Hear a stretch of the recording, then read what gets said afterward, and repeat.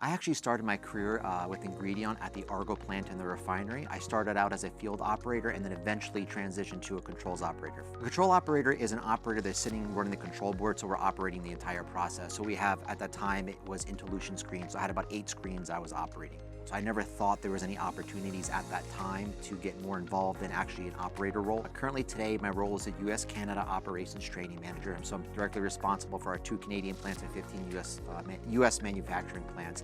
But my experience within operations is crucial to my position. Being able to relate to the associate operator, understanding what's happening in the process and how training directly affects it really helps my role today, and it helps me advocate for things to be more productive for the associates. So my role in operations, I think, is critical to the success of my role. And most importantly, and I said I wouldn't be where I am today unless I had a lot of mentors, gave me the opportunity, the motivation, and the feedback to succeed in my role. So I would say find a mentor. I know it's very difficult, I know it's going to be hard, but you have to get involved and get a mentor.